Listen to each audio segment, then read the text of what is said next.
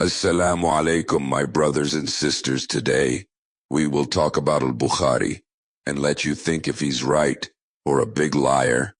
Al Bukhari. His real name is Muhammed al-Jafi. He was born in Bukhara, in Uzbekistan, nearly 200 years after the death of the Prophet Muhammad. Al Bukhari is a very normal person. All this glorification you hear about him today didn't exist in this time. It's nothing but a reputation that was made years after his death. Al-Bukhari talked a lot about himself. One thing he said is that he memorized more than 7,000 hadiths when he has a child. You probably can't imagine such numbers, so let's put it into perspective. His famous book itself, Sahih Al Bukhari, is a book of 6 volumes, 2,000 pages, more than 7,000 hadiths. That means that Al-Bukhari, when he was young, he memorized 10 times more than his 2,000 pages book. And if the average page has 450 words, that means 9 million words. Not only that, but he said he memorized the names of all those narrators, their year of birth and death, where they lived. You may say this could be normal. It might be this person's intelligence, but let me prove to you why this is a lie. Needless to say, how in this childhood managed to memorize 70,000 hadiths?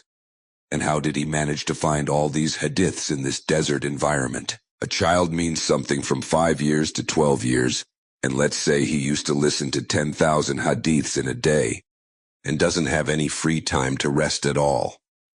That means to just listen to 70,000 hadiths he'll need 19 years. That's if we imagine that he memorizes any hadiths he listens to from the third attempt. So let's imagine that he started memorizing since he was 5 years old. That means he will be 24 years old when he finishes. How then did he claim to memorize 70,000 hadiths when he was a kid?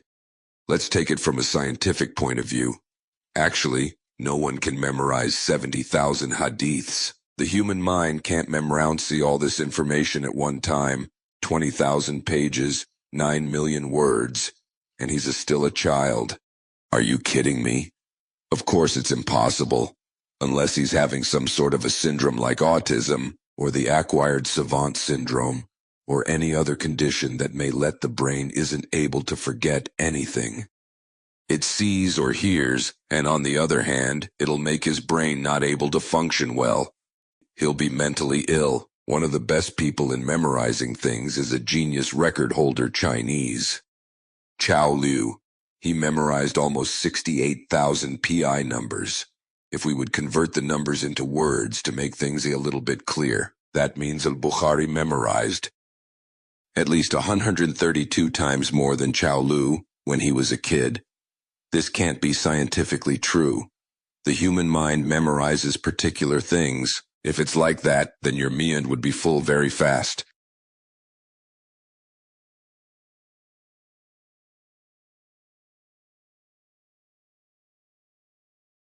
Because it has a limited amount of memory, especially that everything you'll see, smell, hear, every step and every move you make, your mind would take it as a memory.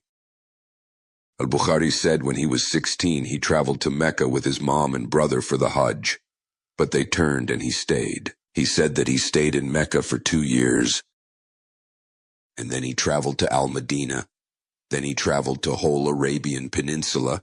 And he traveled to Baghdad, Basra, Kufa, Damascus, Al-Quds, Egypt, for 16 years. He collected 600,000 hadiths, and in the end he said that 593,000 were lies, and kept only about 7,500 A's true and authentic, and then he wrote his Sahih Al Bukhari. But if you analyze this, you'll see how much of a fabrication era that was. 600,000 hadiths. Only 7,500 were true. That means that around 99% of the hadiths of the Prophet Muhammad were lies. That means theoretically that in 100 Muslims there was only one who was honest. And this itself is enough to make you doubt. That last person makes you doubt Al-Bukhari himself.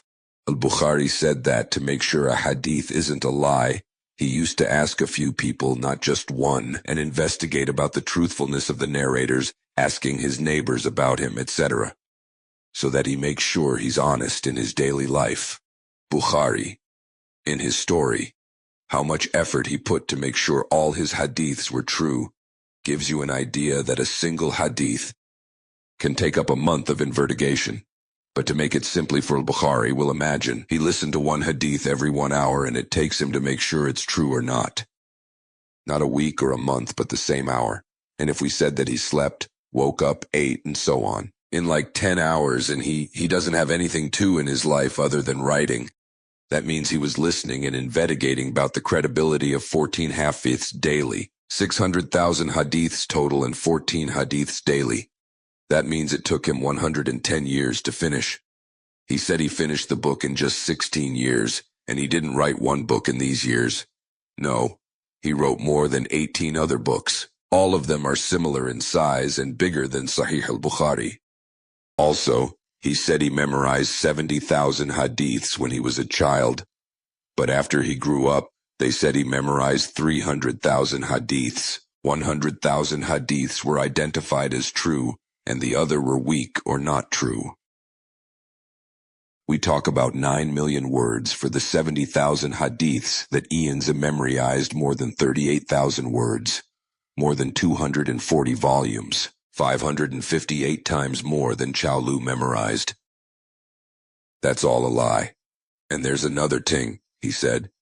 He memorized 100,000 true hadiths. How did he memorize 100,000 true hadiths when he himself said he went everywhere to collect the true hadiths, and he couldn't find but 7,500 only? Where did the other 93,000 hadiths go? Why didn't he write them in Ha's book, which he named Sahih Al Bukhari, which supposed the book collects all the true hadiths? The first evidence that says what's in this book is a lie, Quran Kareem itself. Quran said times that in the next holy verses, قال الله تعالى عما يصفون فويل للذين يكتبون الكتاب بأيديهم ثم يقولون هذا من عند الله ليشتروا به ثمنا قليلا فويل لهم مما كتبت أيديهم وويل لهم مما يكسبون ألا لله الدين الخالص والذين اتخذوا من دونه أولياء ما نعبدهم إلا ليقربونا إلى الله زلفى إن الله يحكم بينهم فيما هم فيه يختلفون إن الله لا يهدي من هو كاذب كفار يا ويلتى ليتني لم أتخذ فلانا خليلا. Khalila in Arabic doesn't mean a friend anymore. It derived from khilal, that means a tangle of all things, or a cell that I'm in, my lifestyle. That means I take everything in my life I live, how to dress such as gelbab, as they claimed it's sunnah, how to marry, even if you marry a baby girl child and 5 years old. A lifestyle from Sahih Al Bukhari, but yasha Allah to reveal Al Bukhari, that's what the verse talked about. Who's the one flan? The second thing about Bukhari lies is that Quran talks about the great Prophet Muhammed, وَإِنَّكَ لَعَلَى خَلْقٍ عَظِيمٍ. When Allah says that the Prophet Muhammad is a normal human with no miracles, there's so many verses in which it speaks about those who didn't believe the Prophet as a prophet. Those people kept asking the Prophet to just show them one miracle, and he said, no miracles I have. I'm a human, and Quran is the only miracle.